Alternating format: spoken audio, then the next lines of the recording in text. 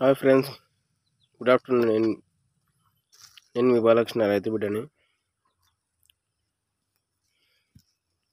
రైతులారా, మీరందరూ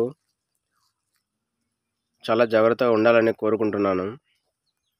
గత 13 రోజులుగా ఎడతెరిపి లేని వర్షాల కారణంగా ప్రతి ఒక్కరు, రైతులు, వ్యాపారస్తులు కానీ ఇతర మిగతా అన్ని రకాల వ్యాపారాలు చేసే అన్ని రకాలలో పనులు చేసేవాళ్ళు ప్రతి ఒక్కరం కూడా ఖచ్చితంగా ఈ వర్షాలకు అందరూ చాలా జాగ్రత్తగా ఉండాలని కోరుకుంటున్నాను.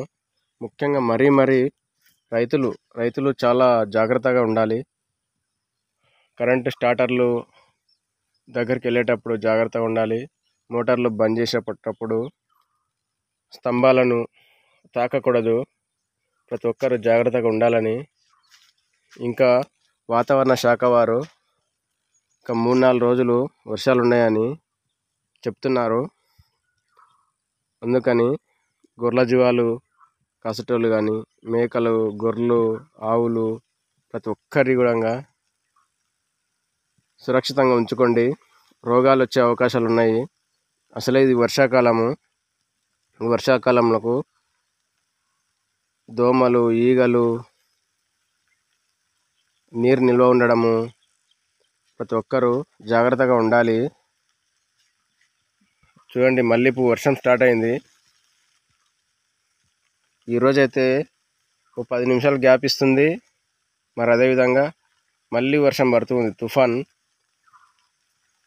ప్రతి ఒక్కరు కూడా కాచి చల్లార్చిన నీళ్ళని తాగాలి. చేతులను శుభ్రంగా కడుక్కోవాలి. బయటికి వెళ్ళి వచ్చినప్పుడు మంచి వేడివేడి నీళ్ళు, గోరువెచ్చని నీళ్ళు తాగి ఆరోగ్యంగా ఉండాలి. ప్రతిరోజు మంచిగా సంపూర్ణమైన ఆరోగ్యకరమైన ఆహారాన్ని తీసుకోవడము. కార్బోహైడ్రేట్స్ తక్కువ తీసుకోవాలి, ప్రోటీన్ ఎక్కువ తీసుకోవాలి. అదేవిధంగా లిమిటెడ్గా కొవ్వులు తీసుకోవాలి. కొంచెం మంచి ఫ్రూట్స్ తీసుకోవడము, సీజనల్ ఫ్రూట్స్ తీసుకోవడము. ఈ ముసలోళ్ళు కానీ చిన్నపిల్లలు కానీ చాలా జాగ్రత్తగా ఉంచుకోవాలి ఈ వర్షాకాలంలో. లేకపోతే జాగ్రత్తగా